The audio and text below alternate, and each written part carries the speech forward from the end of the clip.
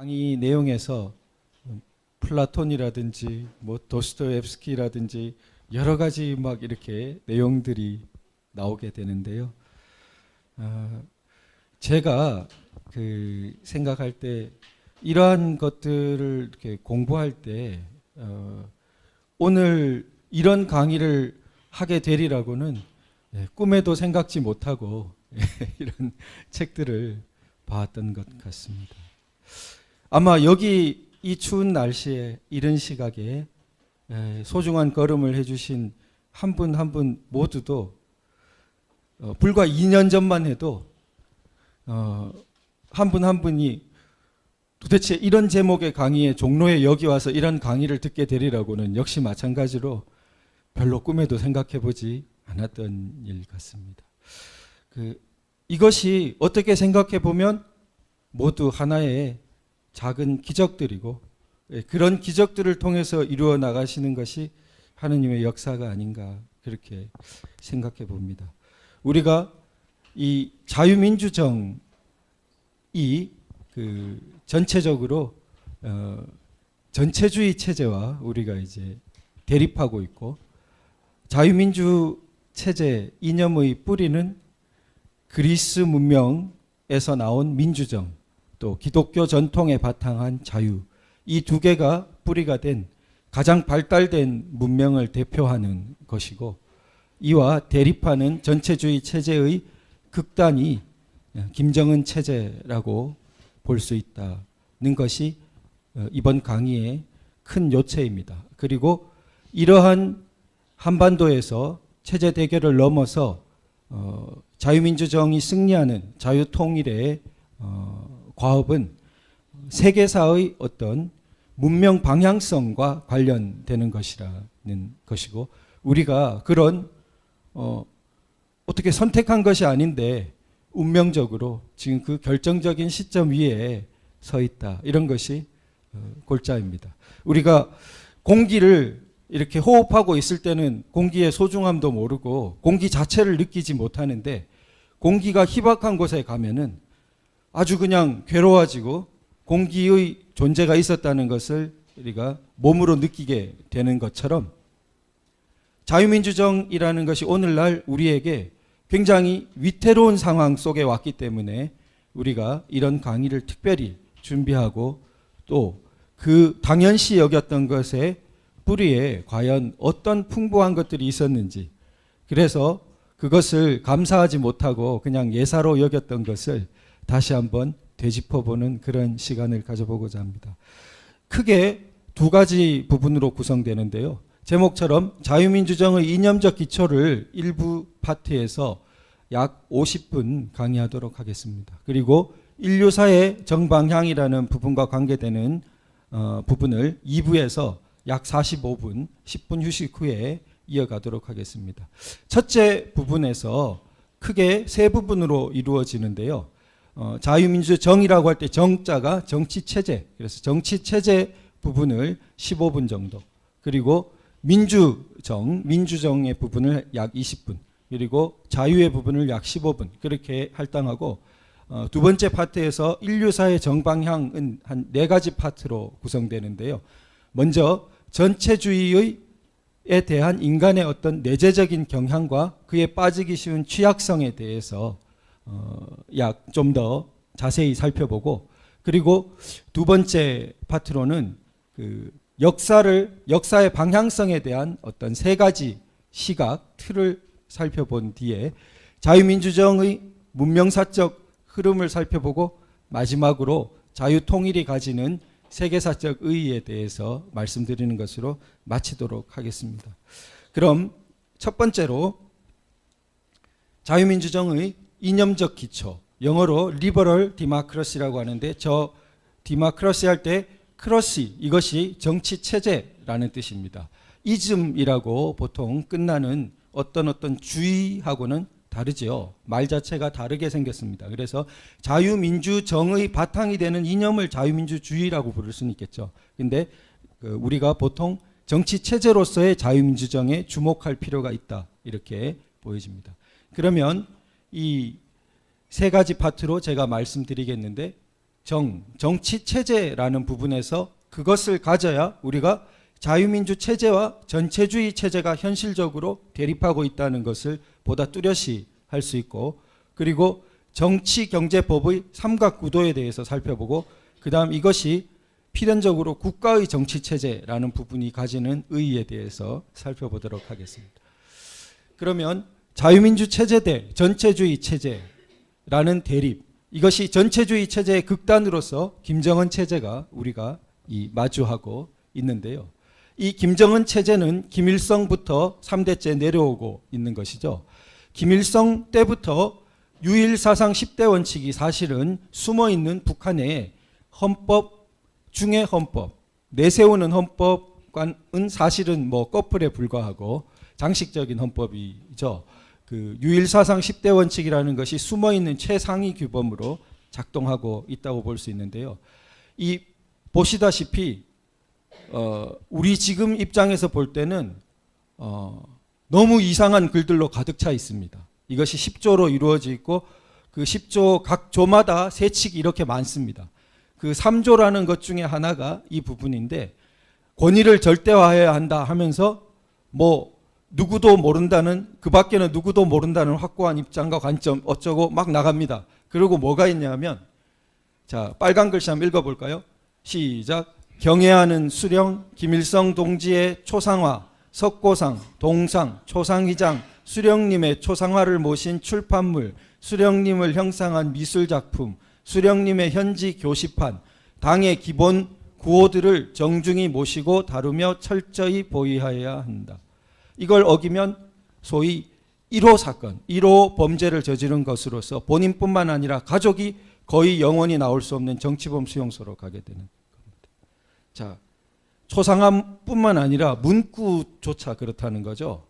그래서 우리 자유 대한민국에서 오늘날 어떤 운동이 일어났습니까? 이런 삼부자의 사진을 찢고 불태우는 운동이 일어났죠.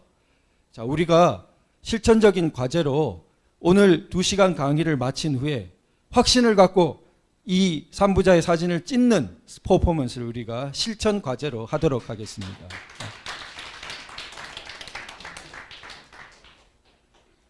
그래서 2013년의 개정으로 밑에 보시면 김일성, 김정일, 김정은은 이제 자기 이름은 못 쓰고 당 이렇게 해서 이것을 절대화하는, 삼부자 자체를 절대화하는 것으로 이렇게 하고 있습니다.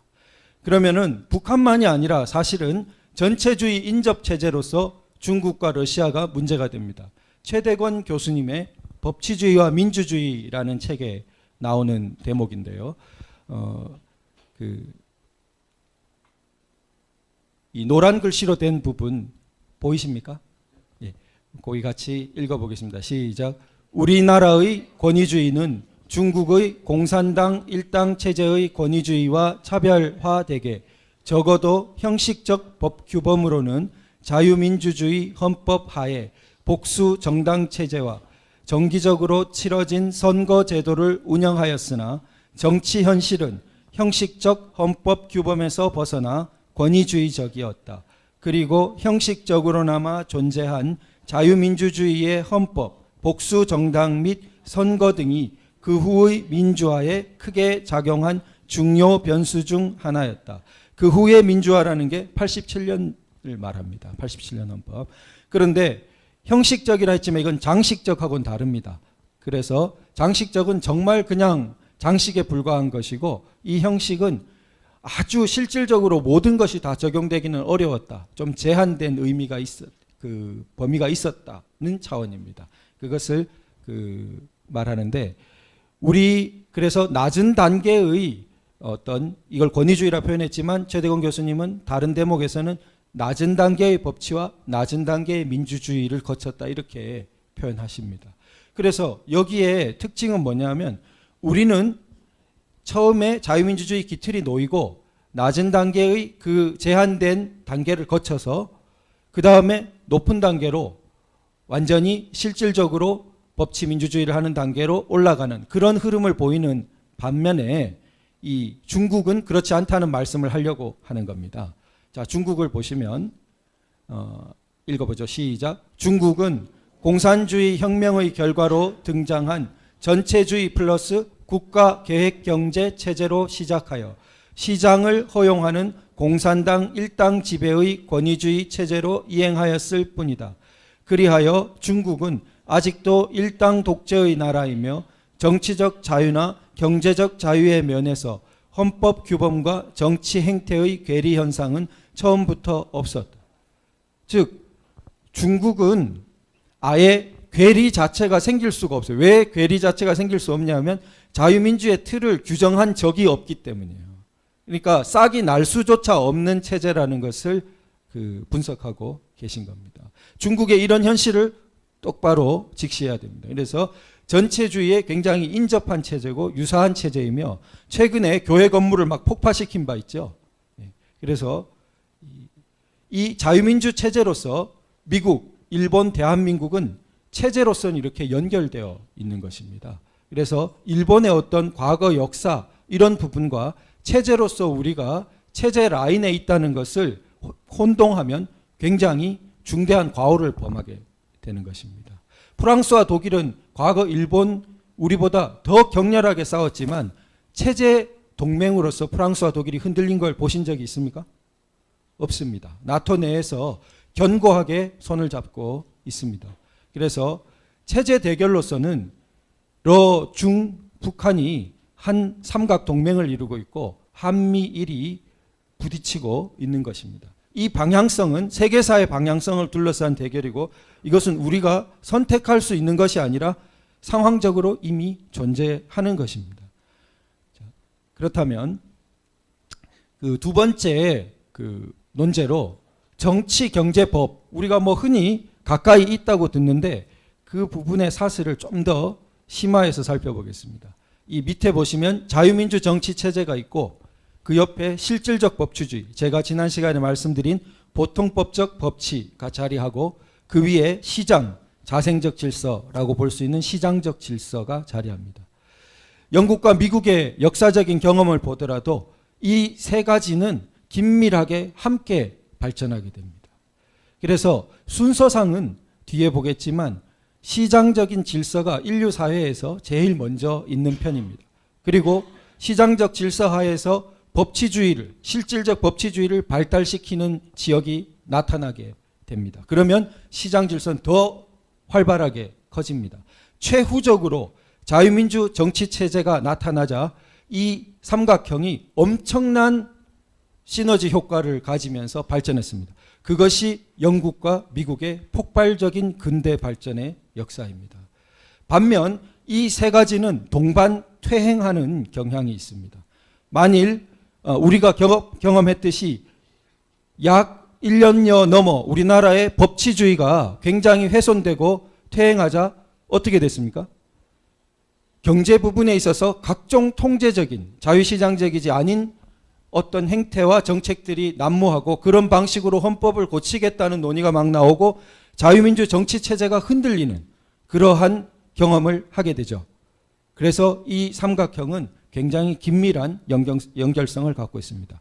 중국의 경우를 보면 자유민주 정치체제도 아니고 실질적 법치도 하지 못하고 형식적 법치를 간신히 시작하는 건데 중국이 처음에 뭐를 합니까? 시장을 제한적으로 조금 받아들이죠. 그러자 어떤 영향이 있습니까? 어느 정도 형식적 법치라도 하지 않을 수 없는 강제를 자꾸 받게 되는 것입니다. 외국 기업과 자꾸 상대를 해야 되고 외국인과 상대를 해야 되는데 아주 최소한도나마 제한적인 형식적 법치까지 하지 않고서는 자신의 제한된 시장 질서를 유지하기 어려운 것입니다. 그래서 이 삼각형은 굉장히 긴밀한 관계를 갖고 있습니다. 자, 그러면 이러한 자유민주정, 시장 질서에 대해서 또 숨겨져 있지만 법치에 대해서 상당히 고견을 펼친 하이에크라는 학자가 있는데 이 학자의 저서 중에 한 대목을 보겠습니다. 각기의 거기부터 읽어보죠. 시작. 각기의 자유로운 행위의 영역 사이에 명확한 경계선을 그을 수 있는 경우에만 인간은 서로 충돌함이 없이 각기의 목적 달성을 위해 자신의 지식을 사용할 수 있다. 이게 무슨 말이냐면은 재산, 자기가 조금이라도 이렇게 처분할 수 있는 재산의 범위, 이런 것들이 자유의 경계선의 영역입니다. 그리고 아주 고대로부터 이러한 범위들이 있어 왔고, 정치적인 자유라는 것은 항상 그런 제한적인 성격의 자유이고, 나아가서 시장이 발달한다는 것은 이러한 경계선이 있는 제한 범위 내에서 자신의 지식을 사용해서 그것이 창의성의 바탕이 되고 이렇다는 것을 설파하고 있습니다. 그래서 결론적으로 이분이 시작 읽어보죠. 시작. 법, 자유 및 재산은 분리불능한 삼위일체이다. 그래서 법이 보통법적 질서, 실질적 법치주의 쪽이고, 자유, 이것이 자유민주적 정치, 자유민주 정치 체제, 재산, 이것이 시장 질서, 이렇게 볼 수 있습니다. 그래서 이분이 아까 제가 말씀드린 삼각형 부분을 이미 다 말씀하신 것으로 볼 수 있습니다. 그래서 이분이 말씀하는 법이라는 것이 노모스입니다. 밑에 보면 이것을 그리스어로 노모스와 테티스를 대비하는데, 우리가 보통 고전에서 듣는 법률이라는 것은 이 다 노모스를 가리킵니다. 우리가 통상 생각하는 법이 이겁니다. 그러니까 고대로부터 존재해 왔고 보편적인 행위 규칙으로 여겨지는 것, 이것이 노모스입니다. 그에 반해서 테티스란 것은 막 위에서부터 제정할 수 있는 성격의 어떤 법령 같은 것, 나아가서 극단적으로는 특수한 경우에 이름만 법령이지 하나의 누구 개인에 대한 어떤 처분 조치, 그런 것을 법이라는 이름으로 포장하고 그런 것을 테티스라고 해서 대비시킵니다. 이것은 쭉 시간을 통해서, 경험을 통해서 인간 공동체가 축적시켜 온, 그리고 어떻게 극단적으로 보면 만들 수가 없고 발견할 수 있을 뿐인 그런 법과는 굉장히 대비되는 것이죠. 함부로 만들 수도 있는 성격의 틀을 가진 것이죠. 그래서 이 두 개를 대비시키고, 우리가 진정한 법이라는 것은 이러한 성장하는 법, 자라나는 법, 우러나는 법, 원래부터 있어 왔던 법, 이런 틀을 우리가 가지도록 할 필요가 있습니다. 그래서 보시면 재산의 인식이 가장 원시적인 문화의 성장보다 선행하고 있다. 우리가 이렇게 더듬어 보면 그게 부족 단위의 소유건 가족 단위의 소유건 어떤 이게 우리 거라는 그런 경계가 아주 생각할 수 있는 까마득한 때부터 있다는 것을 이렇게 말하고 있습니다. 자, 그다음 세 번째, 이제 정치 체제에서 마지막 파트인데요. 이게 국가의 정치 체제라는 부분을 우리가 좀 다시 한번 되새겨 봐야 되겠습니다. 그래서 자유민주정을 수호하고자 하는 것은 우러나온 애국이고, 국가, 국기, 국민의례 이런 것을 의도적으로 무시하는 것이 마치 세련되고 어떤 발달된 태도처럼 여겨지는 것은 굉장히 왜곡이라는 것입니다. 애국이란 말을 촌스러운 말로 젊은이들이 잘못 이렇게 편향을 갖고 있을지 모르는데, 가장 발달된 고대 세계에서 가장 발달되고 세련된 문화를 자랑했던 아테네, 애국심이 지금 보겠지만 대단했습니다. 오늘날 발달한 영국과 미국, 애국심이 대단합니다. 예. 미국의 퇴역 장병을 존중하는 문화는 유명합니다. 예. 자, 그렇다면 고대 그리스 역사책 중에 가장 오래됐다는 헤로도토스의 역사에서 우리가 유명한 마라톤 전투를 기술한 부분이 있습니다. 마라톤 전투가 페르시아 대제국과 그리스 도시국가 연합군들이 싸워서 페르시아가 볼 때 상대도 안 된다고 생각했던 그리스 도시국가가 1차 이기는 그 전투가 마라톤 전투입니다. 마라톤 평원에서 펼쳐진, 거기서 승전보를 전한다고 뛰어왔던 게 마라톤의 기원이라고 그러죠. 그래서 이 마라톤 전투에서 아테네 사령관들이 두 패로 나뉘었는데, 자, 그래서 둘로 나뉜 사람들 중에 하나 사령관한테 가서 누가 이제 설득을 합니다. 거기를 한번 읽어보죠. 두 줄만. 시작. 칼리마코스여, 바야흐로 아테네가 노예로 전락할 것이냐, 아니면 그 자유를 확보하고, 뒤로 가겠습니다. 밑에서 두 줄 보면 찬란한 업적을 세워 후세에 전할 것이냐 하는 것은 오직 그대에게 달려 있어. 그래서 계속 읽어보겠습니다. 지금 아테네는 건국 이래 최대의 위기에 봉착해 있어. 만약 아테네가 페르시아군에 굴복하게 된다면 반드시 히피아스가 권력을 장악하게 될 것이고, 그 결과 어떠한 재난을 겪게 될 것인가는 불을 보듯 뻔한 일이요. 그러나 우리가 싸워 이기게 된다면 우리나라는 그리스 여러 나라들 중에서 1등국이 될 수 있을 것이요. 어떻게 해서 그것이 가능하고 어째서 이들 사태의 최종 결정권이 다름 아닌 그대에게 있는가 하는 것에 관해 지금부터 이야기하겠어. 그래서 싸우냐 거의 항복하냐 이런 수준에서 싸우고 그것이 우리가 1등국이 되고 그것이 우리가 자유국가를 지키는 것이다 이렇게 말합니다. 그래서 사령관이 동요하면 사기가 동요된다. 그런데 만약 몇 명의 아테네인이 분별 없는 생각을 품기 전에 전투를 벌인다면 신들께서 공평히 처결하시는 한 우리는 싸워 이길 수 있다. 그래서 그대가 내 말에 수긍하여 내적으로 투표권을 행사한다면 우리 조국은 독립을 보존할 뿐 아니라 그리스의 제1등국이 될 것이다. 이렇게 설득하고 결국 설득하여 군사장관의 투표로 교전하기로 결정되었고 이 전투에서 이기고 그것이 우리가 오늘날 기억하는 그리스 문명이라고 세계사에 이렇게 솟아나오게 된 유명한 시작입니다. 그때 그리스인들의 어떤 자부심과 문명사적인 자각, 자기들이 이 세계사의 굉장히 주역이라는 자각이 드높아졌고 그로부터 뒤에 플라톤, 아리스토텔레스 이런 모든 그 학문도 더욱 극을 달리게 되는 것입니다. 그러면 그래서 이러한 그리스의 폴리스가 오늘날 우리 근대 국가의 원형입니다. 이것과 대비되는 것이 이제 제국인데요. 제국은 커다란 고대 이집트 제국, 중국, 제국, 로마 제국 이런 것처럼 그런 제국입니다.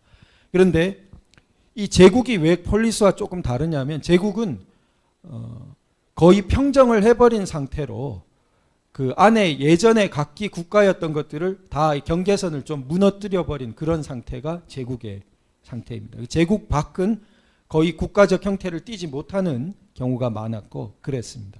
그런데 중국과 러시아가 보통 중국 유학생이나 러시아 사람하고 서방 사람들이나 우리나라 사람이 흔히 이제 너희 나라의 특수성, 중국의 이런 민주정도 잘 안 되고 이런 이야기를 하면은 전형적인 대답이 있어요. 돌아오는. 그게 뭐냐 하면 자기들은 너무 크다는 거예요. 그게 이제 전형적인 대답입니다. 중국은 너무 크다. 러시아는 너무 크다. 그래서 작은 나라들이 하는 그런 질서 이런 그걸 받아들이기 어렵다. 이런 거예요. 그런데 즉 그것은 보다 이제 개념으로 말하면 자기들은 일종의 제국이다. 이런 거예요. 그래서 좀 국가적인 단위의 틀로 자기들을 평가하거나 이렇게 규율할 수 없다. 그런 예외를 주장하는 것인데 모수는 대외적으로는 어떻게 행동하냐? 대외적으로는 하나의 국가 단위로 행동하죠. 그렇게 될 수밖에 없죠. 자기가 현실적으로 지금 지구촌에서 제국이 아니기 때문에. 그래서 국가 단위로 행동하면서 대내적으로는 마치 국가 단위의 틀이 아닌 것 같은 변명을 하게 된다는 겁니다. 그런데 제가 이제 국뽕이란 말 혹시 들어보셨어요? 제가 애국이나 이런 말을 하니까 어떤 사람이 저한테 너는 마치 국가를 마약처럼 이렇게 하는 국수주의자, 국뽕이다. 저한테 이제 그렇게 비난하는 말이에요. 그래서 저한테 그런 말을 하는 입장은 그럼 어떤 거냐? 이제 전형적인 것은 국가는 다 억압적이기 때문에 마치 히피나 자기는 방랑자, 보헤미안처럼 나는 누구도 지배하기도 싫고 난 지배받기도 싫어. 그냥 그렇게 떠돌이처럼 살고 싶어. 이런 태도입니다. 그런데 현실적이지가 않죠. 그게 자기가 그렇게 살고 싶다고 해서 외국에 가면 여권을 안 가지고 가느냐? 외국에 가서 어떤 문제가 생기면 한국 영사관을 안 찾아갈 것이냐? 생각하기 어렵죠. 그런 일이. 그래서 현실적으로는 그렇게 국가 틀을 벗어나지 못하죠. 그리고 어떤 또 작가는 유명한 말이 자기는 인류의 공무원이라고 수십 년 그 말을 해오신 것 같아요. 말은 굉장히 멋있죠. 인류의 공무원. 근데 이게 전제하는 것은 마치 이런 세계 정부가 사실은 따져보면 있다는 식의 태도를 전제하는 거죠. 그런데 우리가 현실적으로는 지금 세계 정부가 규율하는 것이 아니지 않습니까? 그러니까 이분은 가상에 그걸 설정해 놓고 그러면 그 태도로 하나의 국가 단위 내에서 국가를 해치는 발언이나 행동을 서슴없이 하면서 자기는 뭐라고 이렇게 세워요? 자기는 인류의 공무원이기 때문에 그런 언행이 정당화되는 것처럼 하시는 거예요. 그게 현실적으로 맞지 않는 것이죠. 공산주의 역사를 보면 이 국가의 틀을 함부로 무시하고 그래서 소비에트가 붕괴되자 열 몇 개로 쪼개졌죠. 붕괴되기 전에 막 국가 단위를 병합해 가지고 있었던 거죠. 그리고 공산주의 사회가 도래되면 국가 경계선이 없어질 거라고 이렇게 해왔던 것입니다. 그래서 우리가 국가라는 틀을 이것은 촌스러운 것도 아니고 굉장히 오히려 역사를 보면 현실적이고 세련된 것이고 그것을 애국심 혹은 애국이라는 것이 전혀 세련된 문화와 모순되지 않고 그것을 거부하는 것이 오히려 비현실적이고 굉장한 추상적인 이상론에 불과한 경향이 많다는 것을 우리가 반성해 볼 수 있습니다. 그런데 조금 대비되는 것이 사회라는 말이에요. 사회라는 말은 시민사회라는 말로도 쓰고 인류사회 이렇게도 써요. 사회라는 말은 국가와 이렇게 좀 병행해서 쓸 수 있는 개념입니다. 그래서 그 시민사회라는 말을 쓰니까 너는 좌익이다. 이렇게까지 하실 필요는 없다고 생각됩니다. 그러니까 이 국가라는 단위 속에 조금 다르게 국가의 경계선 속에 살고 있지만 우리가 인류사회라는 틀을 이렇게 좀 인류라는 개념을 가져볼 수 있는 거죠. 또 국가의 공식적인 이런 부분과는 다른 어떤 그 밑에서 이루어지고 있는 뭐 동창회 같은 것도 하지 않습니까?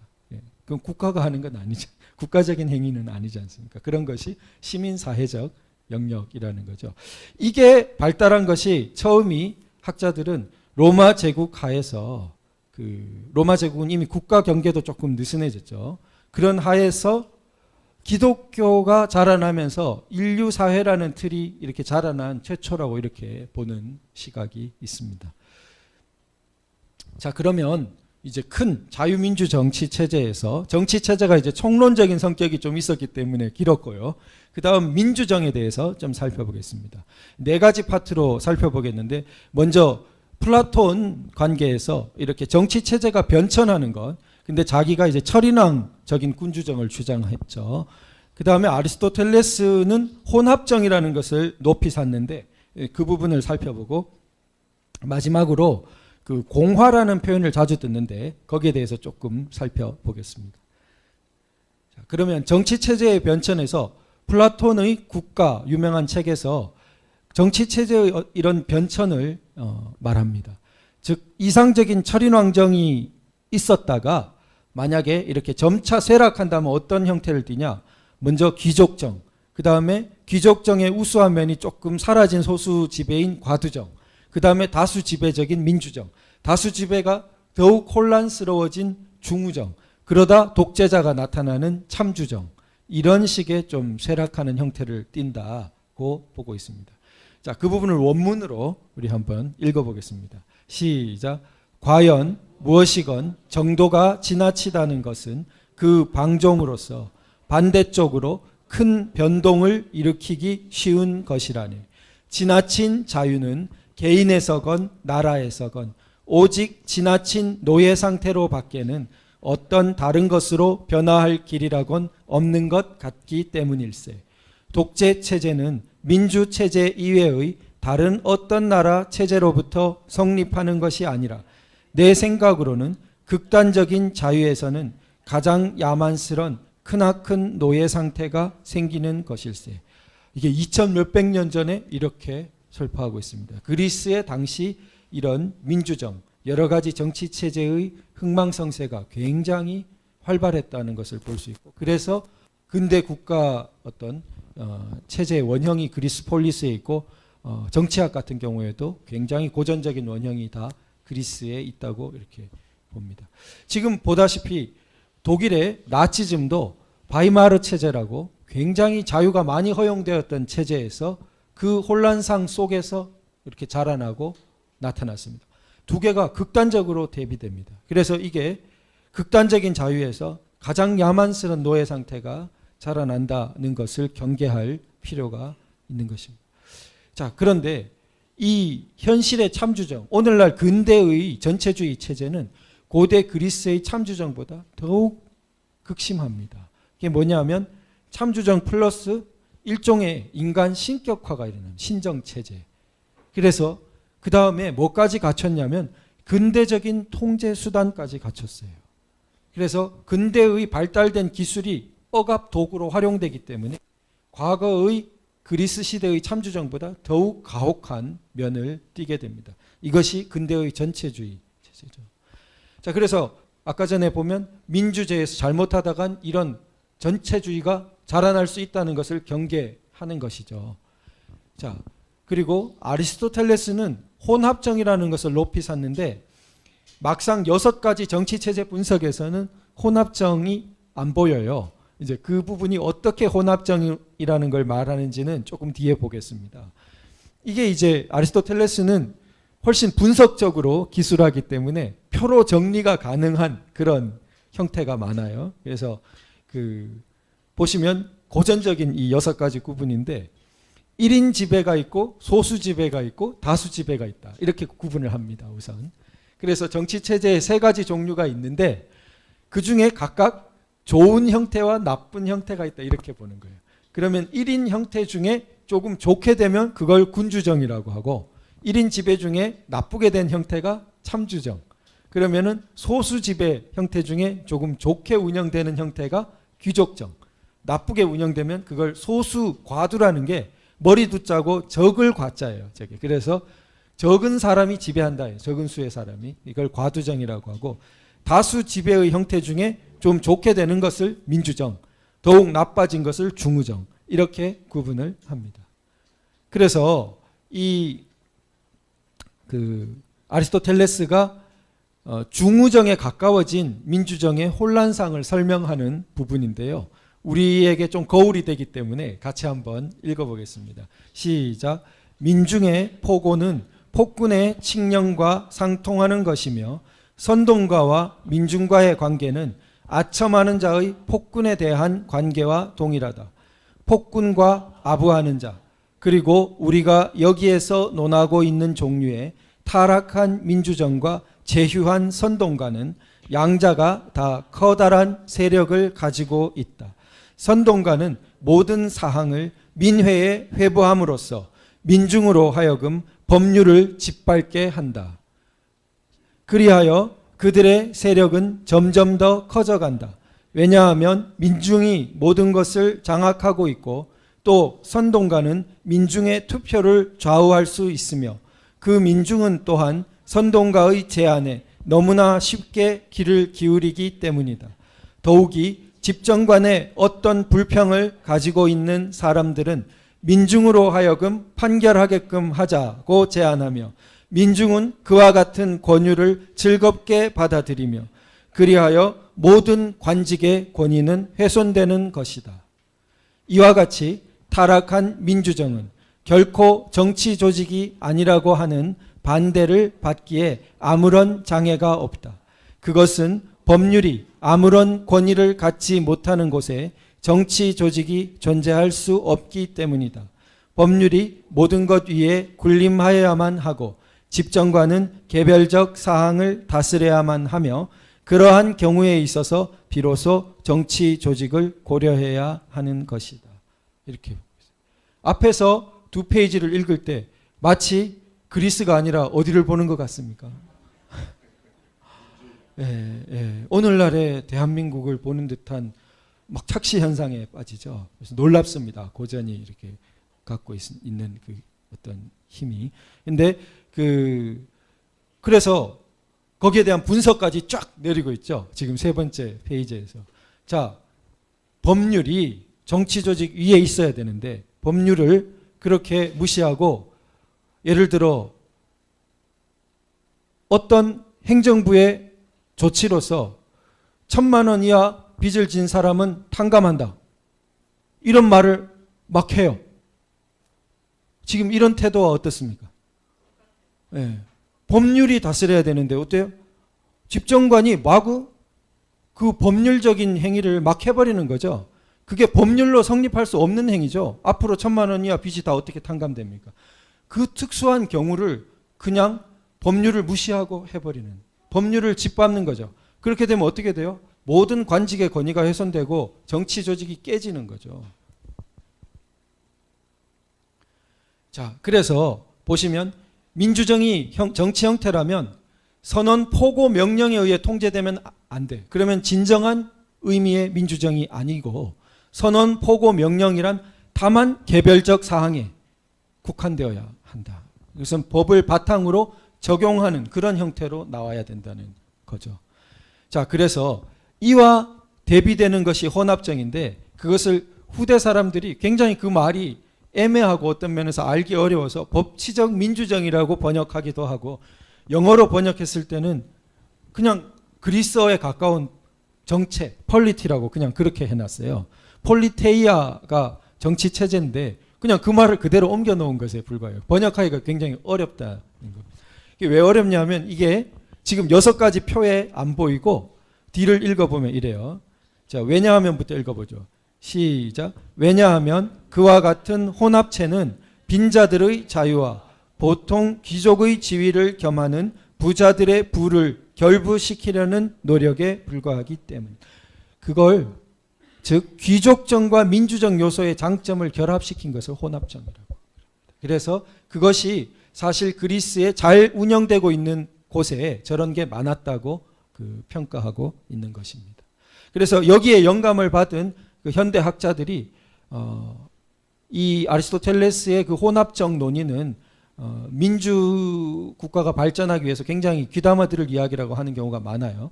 그런데 보시면은 이게 이미 로마에서부터 그게 실현된 것을 볼 수 있습니다. 로마의 정치 체제는 원로원이 유명하죠. 이것이 이제 로마가 왕정을 극복하고 왕정 다음에 공화정이 나왔을 때 원래 귀족정입니다. 귀족들이 그 원로원을 구성해서 다스리는 형태. 로마가 평민이 이제 발전하자 민회가 생깁니다. 호민관도 생기고. 그런데 나아가서 특별한 위급한 시기나 전쟁이나 이런 때에 한시적으로 1년이라든지 뭐 이렇게 다스릴 수 있게 하는 집정관도 있습니다. 그래서 이런 왕, 귀족, 민주적 요소를 이렇게 겸하고 있는 독특한 혼합정적인 정치 체제를 띠고 이것이 근대 미국에 보면 가장 전형적으로 닮았습니다. 미국의 기초자들은 파운딩 파더스라고 그러죠. 미국의 국가 건립 기초자들은 의식적으로 로마의 이런 체제를 가져온 것입니다. 고대에 발달한 로마의 의식적으로 이 정치 혼합적인 정치 체제를. 그래서 집정관에 해당되는 대통령, 원로원에 해당되는 상원, 민회에 해당되는 하원을 갖고 있는 견고한, 그래서 아주 역사적으로 검증된 견고한 정치 체제를 갖고 있는 것이고 미국에 앞선 영국도 상당히 유사한 형태를 띠고 있습니다. 자, 그러면 공화라는 말씀을 자주 듣는데 이것을 살펴보면 자유민주 안에 사실 공화의 의미가 상당히 내포되어 있습니다. 자유민주정을 옳게 시행하면 그것은 공화주의, 공화정 형태로 나타날 수밖에 없는데요. 그 말의 연원상으로는 왕정 혹은 참주정, 1인 지배, 1인이 어떤 자의적으로 마음대로 다스리는 것에 반대해서 나타나는 흐름이 공화정이고 그래서 귀족적인 공화정도 있을 수 있고 역사적으로는 민주적인 공화정도 있을 수 있고 나아가선 혼합체적인 공화정도 있을 수 있겠죠. 혼합체적인 것이 가장 현실적으로 이제 안정적이라고 볼 수 있는 것이고요. 그 로마의 마지막 왕의 모습이 그 어거스틴의 신국론에 나오는데 왕이 어떻게 끝났냐 하면 약 200년간 왕정을 하다가 자 마지막 그 보면은 왕의 아들이 마지막 왕이 타르퀸인데 왕의 아들이 루크레티아라는 귀족 자녀 그 딸을 강간했기 때문이었다. 그래서 이 그 어거스틴은 로마 제국을 세속 제국으로 보고 굉장히 이렇게 타락한 것으로 묘사하는데 그 중에 이제 이런 대목도 가져오는 것입니다. 그래서 로마의 왕정이 끝나는 것이죠. 자, 그러면 우리가 세 번째 파트가 이제 자유입니다. 그 자유에 대해서 살펴보면 제가 2회 강의 속에서 조금 말씀드린 게 있는 것 같은데요. 리버티라는 말과 프리덤이라는 말이 그 같이 쓰이는데 영어에서는 이게 그 제도화된 자유와 원초적 자유를 이렇게 대비하는 그런 그 의미도 있고 또 두 번째로 자유를 전체적으로 추상적으로 총체적으로 일컬을 때 더 리버티라고 하고, 개별적이고 구체적인 자유, 뭐 신체의 자유, 뭐 양심의 자유, 종교의 자유 이런 식으로 할 때 프리덤이라고 표현하는, 이 밑에 구분이 링컨의 게티스버그 연설에서 이렇게 구분했다고 김홍국 교수님은 이렇게 보고 있습니다. 그래서 그 구분이 의미가 굉장히 크다고 생각되는 것이, 역사적으로도 우리 헌법에 규정된 뭐 신체의 자유, 사생활의 비밀과 자유, 뭐 어떤 종교의 자유, 이런 것들, 언론의 자유, 한꺼번에 등장한 게 아니라 이 자유가 힘겹게 쟁취되고 그 다음에 다른 자유도 또 쟁취되고, 이런 식으로 개별적인 자유들이 이렇게 축적되면서 제일 늦게 온 것이 사실은 보통선거권에 의한 이 민주정적인 참정권입니다. 영국도 거의 20세기에 되어서야 모든 시민들에게 이렇게 투표권이 부여되는 그런 보통선거적인 민주제가 간 것이죠. 그런데 이에 반해서 그 공산주의 이론은 민주주의와 독재를 막 섞어버립니다. 그걸 이론적으로 같이 보는 그런 그 궤변을 통해서 사실은 뭐 엄청난 독재가 유입되는 거죠. 이게 이제 레닌의 유명한 국가화 혁명, 레닌은 이제 소련의 기초자입니다. 그래서 그 스탈린에 앞선 사람이고, 이 레닌이 유명한 주저서인 국가화 혁명의 마르크스의 공산당 선언을 인용하면서 마르크스가 보면 이렇게 합니다. 노동계급에 의해 주도되는 혁명의 첫 단계는, 둘째 줄을 보면 민주주의를 위한 전투에서 승리하는 것이, 이렇게 도구적으로 민주주의를 가져갑니다. 그래서 이들의 파악에 따르면, 자, 레닌, 민주주의는 셋째 줄을 보시면 하나의 계급이 다른 계급에 대항하여 강제력을 체계적으로 행사하기 위한, 마지막 줄 쪽에 보시면 조직체 이상이 아니다. 그러니까 민주주의라는 것을 마치 독재 기구처럼 등치시켜 버립니다. 그러니까 이론적으로 뭐가 정당화되냐? 마르크스 다시 보면 이행기가 놓여 있는데 자본주의를 타도하고 공산주의 가기까지 이행의 시기가 있는데, 그 이행의 시기는 어떻게 돼요? 셋째 줄 보면 프롤레타리아 독재다. 그러니까 독재를 정당화시켜버리고, 자기들로서는 이 독재가 서슴없이 왜 쓸 수 있냐면, 프롤레타리아 계급이 위에 보면 부르주아 계급에 대항하여 강제력을 행사하는 것이 민주주의이기 때문에 저 독재는 다른 말로 민주주의예요. 그러니까 프롤레타리아 독재가 프롤레타리아 민주주의예요. 이런 언어의 이 대혼란, 이게 굉장히 무서운 것입니다. 마치 사람을 죽여놓고 살인이 아니다 하는 것과 마찬가지가 돼요. 독재하면서 우리는 민주주의 한다, 이렇게 되는 것이죠. 그러니까 이 말의 타락 때문에 오늘날 자유민주적 기본 질서에서 자유를 빼면 엄청난 위험이 초래된다는 것이죠. 그 민주가 어디로 튈지 모르는 것입니다. 이런 민주로 막 끌고 들어올 수가 있다는 겁니다. 그래서 실제로 북한도 이름에 민주주의라는 것을 막 써놓는 것이, 전혀 의식에 자기들은 껄끄러움이 없는 거죠. 마구 독재를 해도 그게 민주주의니까. 그래서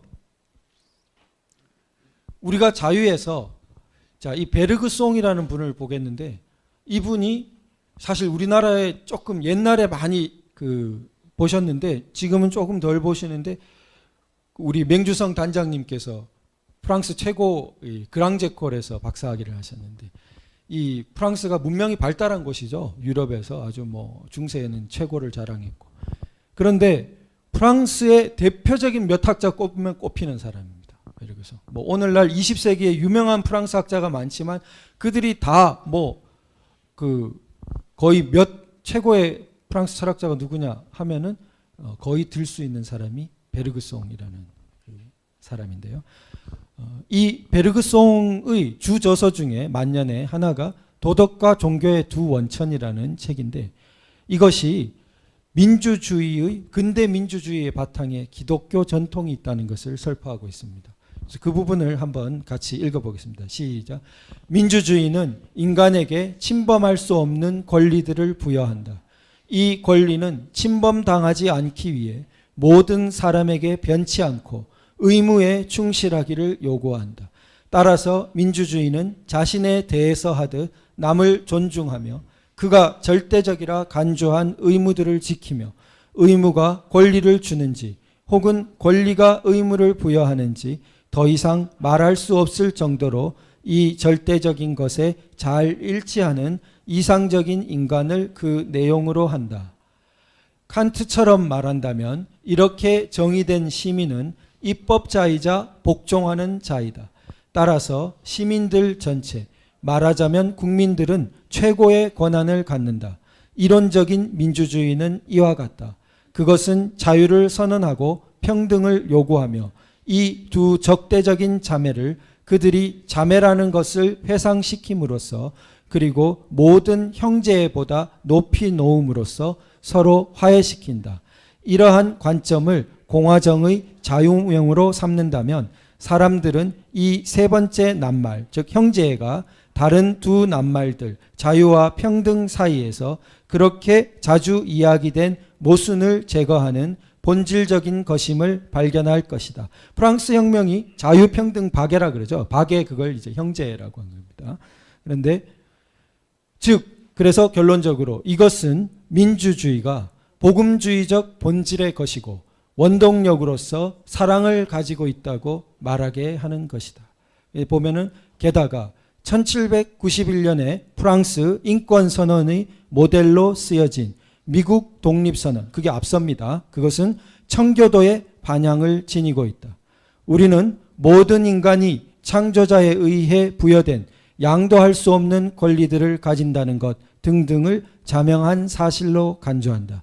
민주주의적 형식들의 애매함으로부터 이끌려 나온 반대 의견들은 사람들이 이 민주주의의 근원적으로 종교적인 성격을 무시한 데서 온 것이다. 그래서 자유민주주의의 뿌리에 기독교 전통이 바탕하고 있고 만일 이 기독교 전통을 잘라내거나 억압해버린다면 그 민주주의는 엉뚱한 데로 가요.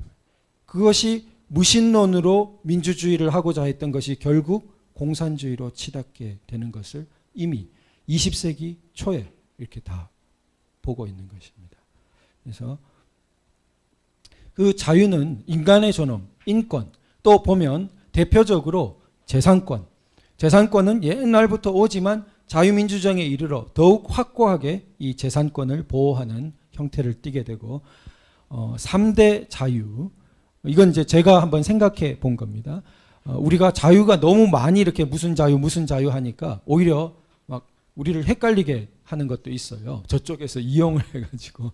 그래서 근원적인 자유에 대해서 좀 생각해 볼 필요가 있다. 그러면은 인간이 몸과 마음과 영혼이라고 이렇게 생각을 해보면 몸에 대해서 우선 신체의 자유가 굉장히 근원적이죠. 그래서 신체를 함부로 뭐 훼손하거나 함부로 주거 이전을 주거의 자유나 이동의 자유를 탄압하거나 함부로 구금하거나 이런 것들이 다 옛날에는 횡행하다가 근대적인 자유가 확보되면서 함부로 못하게 된 것이죠. 그런 의미의 영장주의도 있다고 제가 말씀드렸는데, 자, 그렇게 생각해 볼 수 있고, 마음을 대표하는 것으로, 마음이 이제 정신 같은 거, 언론의 자유를 생각해 볼 수 있어요. 말의 자유가 굉장히 근원적이고, 언론, 표현의 자유, 그 출판의 자유, 이런 것들이 다 학문의 자유, 연결되어 있다고 볼 수 있죠.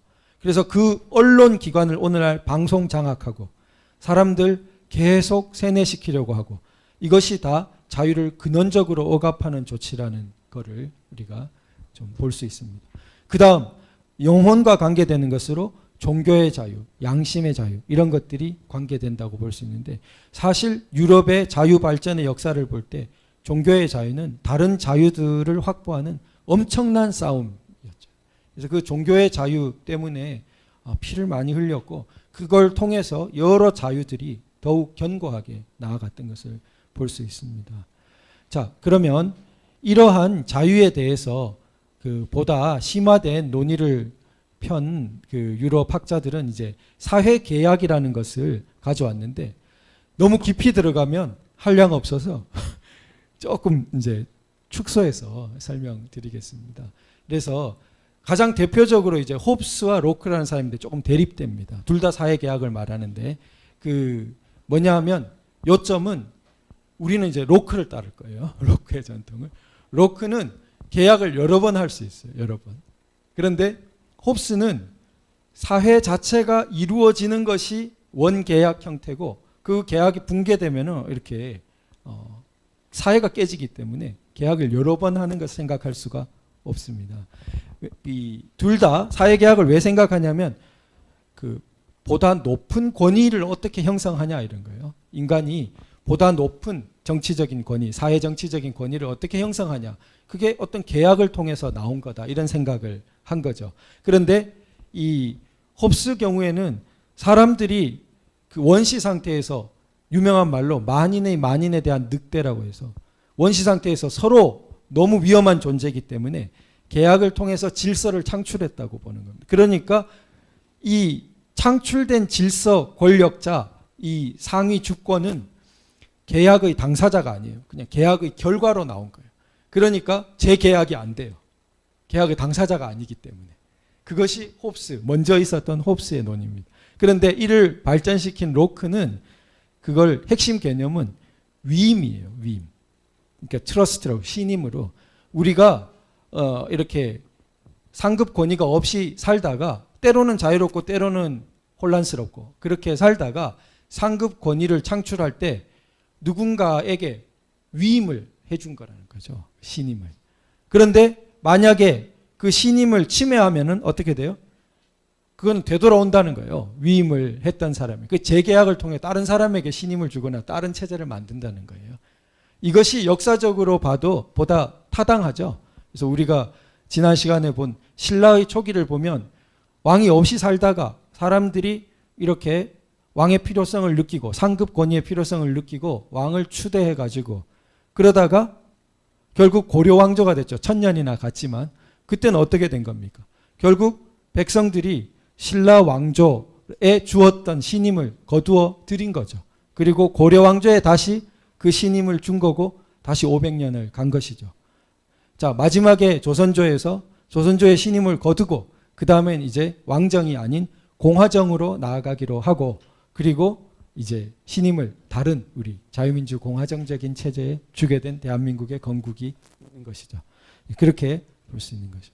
근데 이게 이제 그 구한말의 그 광무계약에서 이런 식의 기초적인 사회계약의 우리가 역사적 경험이 있다. 이것을 말씀드리고 이와 대비되게 인권과 자유를 권력투쟁 수단으로만 자기가 필요할 때는 내세우고 또 자기가 집권했을 때는 그냥 무시하고 이런 태도와는 굉장히 대비되는 것이라고 볼 수 있겠습니다. 그래서